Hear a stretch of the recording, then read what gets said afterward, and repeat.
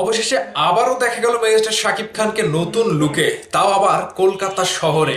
এবং এই লুকটা নিয়ে ভক্তদের মধ্যে একটা দারুণ উত্তেজনা। এই উত্তেজনাকে ঘিরে মেগাস্টার শাকিব খান কি করছে?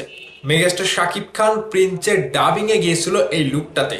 জাস্ট এই যে একটা সিম্পলি লুক, এই সিম্পলি লুকটা যখন সোশ্যাল মিডিয়াতে ব্যাপক আকারে ভাইরাল হয়েছে, এখানে অনেকেরই প্রশ্ন যে শাকিব খান তাহলে প্রিন্সের ডাবিং শেষ করলো, শাকিব খান তাহলে প্রিন্সের যে টিজারটা আসবে সেই টিজারের ডাবিং শেষ করলো।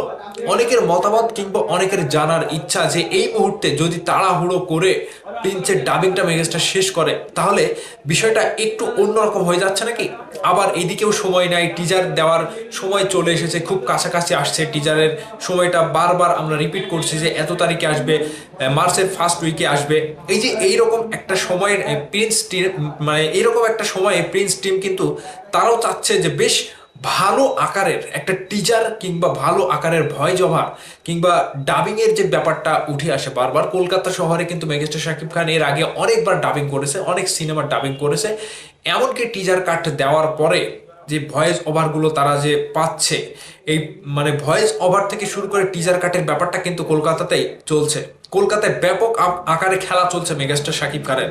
ঠিক এখন যদি আমি একটা কথা বলি যে কলকাতা শহরে যতগুলো সিনেমা হয়, ঠিক ওই সিনেমা ইন্ডাস্ট্রির সব মানে হাই টেকনিশিয়ান যারা রয়েছে, যারা বড় বড় টেকনিশিয়ান রয়েছে, তারা কিন্তু এখন প্রিন্স নিয়ে মাতামাতি করছে, প্রিন্স নিয়ে খেলাখেলি করছে। তো এখানে মেগাস্টার শাকিব খানের এন্ট্রিটা যখন হচ্ছে, শাকিব খান যখন ডাবিং এ যাচ্ছে, সেই ডাবিংটা শেষ করে প্রিন্স টিম যে টিজার কাটটা রেডি করছে। হ্যাঁ, টিজার কাটের ব্যাপারটা আগেও বলেছিলেন যে একটা টিজার কাট রাফ তৈরি করেছিল, সেই টিজার কাটটা দেওয়া হয়নি। এবং মেগাস্টার শাকিব খান চেয়েছিল যে হ্যাঁ, এটাকে আরো ঘষা মাজা করে কিংবা আরো ব্যাপকভাবে যদি কোনো কিছু দেখানো যায়, জাস্ট স্পেশালি কোনো একটা শুট প্রিন্সের টিজারে ড্রপ করা হবে, এই চিন্তা ভাবনা থেকে কিন্তু মেগাস্টার শাকিব খান টিজারটা দিতে দেয়নি। এবং তিনি চেয়েছিল যে হ্যাঁ, টিজার যখন দেব তখন এমন কিছু করবো যাতে নড়বড়ে ওঠে সবকিছু।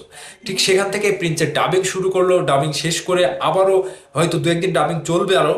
এখন প্রিন্সের যে শুটিং এর কলকাতার পার্ট, এই কলকাতার পার্ট শেষ করে তারা কিন্তু আবার হায়দ্রাবাদে চলে যাবে, কিংবা হায়দ্রাবাদের দারুণ কিছু লোকেশন রয়েছে যেখানে রোমান্টিক গানের শুট হবে।